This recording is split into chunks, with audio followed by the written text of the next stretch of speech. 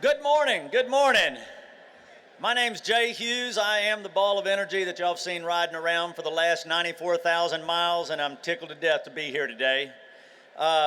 It's been an absolutely amazing, long journey.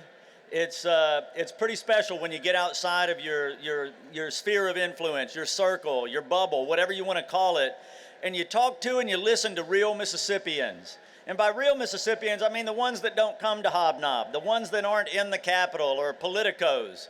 What they are is your average person is not really that invested in what we're doing. They just want us to do their job for them and stay out of their lives. They're worried about putting food on the table. They're worried about their kids' school. They're worried about a family event on the weekend. And when I ask them what's important to them, it's amazing.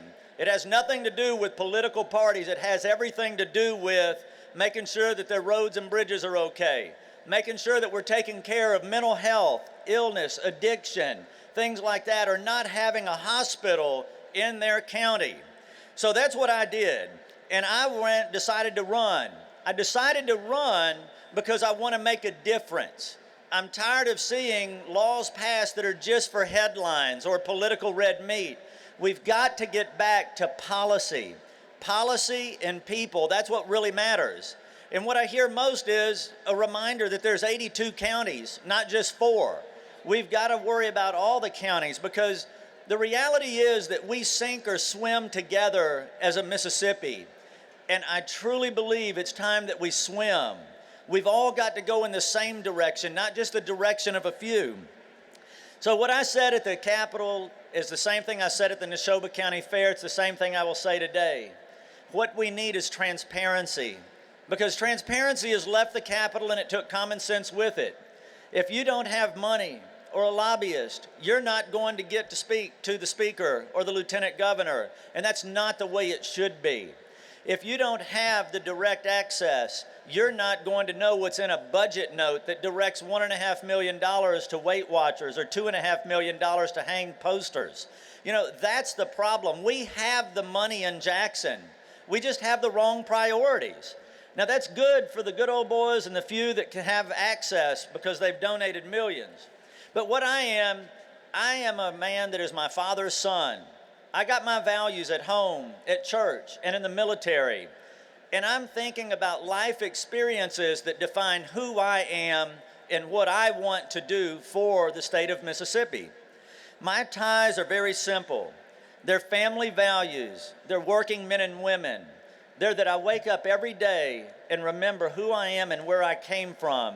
And that, like many, I'm just a heartbeat away from that again. So when I think of a health care bill like Mississippi Cares that allow coverage for over 300,000 working men and women in hospitals and jobs in every single community, I think of the fact that my mother passed away in the back of an ambulance going to a hospital that was a little too far. That's life experiences. When I look at public education, what I see is me as a student in public schools every single day of my education. I think of being a parent of a public school student.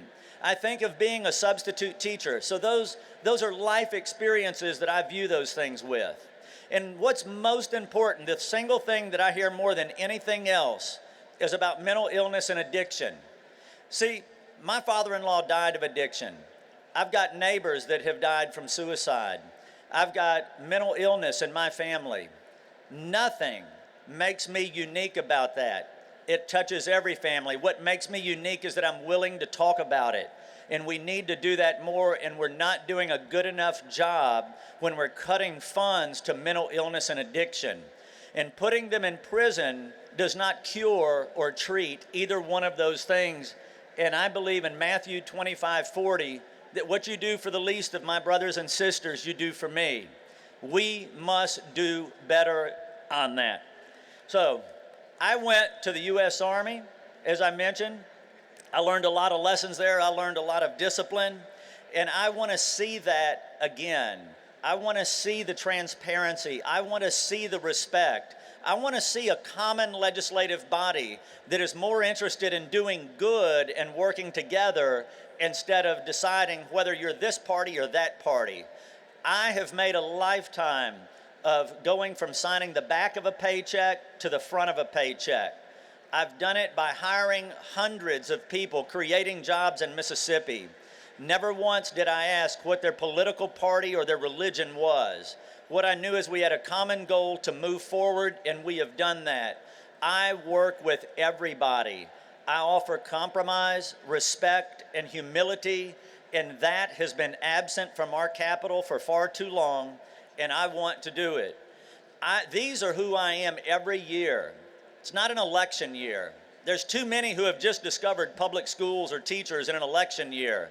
I've been about it my entire life. I've been about compromise and humility. I've been about transparency. I don't think there's anyone who can challenge that I'm not transparent. I'm transparent to the point where the people need to know. They don't need to agree with you. All they want to know is, where do you stand? Just tell me the truth. And that's something I will promise you every single day. You may not always agree with me. In fact, just like my wife, you will not always agree with me. But you will absolutely always know where I stand and why I stand that way. The people are hungry for basic things, the same ones they always have been: education, health care, roads and bridges. Here we are in an election year talking about the same things that have been going on for decades, and nothing has been done. It is time to make the hard decisions and do what is right. So next Tuesday, as Ronald Reagan said almost 40 years ago, next Tuesday you will go to the polls, and you will be faced with a question of, who do you vote for? Do you vote for the same old, same old? Do you vote for the next in line? Or do you vote for someone new? I am new. I am that different. I fought for milk money on a playground, and I have a fire in my belly, and I take that with me every single day. So when people ask me, wow, I bet you're ready for this to be over. No, I'm like a charged horse in a gate. I can't wait to get started and go even faster and harder. I'm Jay Hughes. I humbly ask you for your prayers. I humbly ask you for your vote. God bless you. God bless Mississippi. Thank you.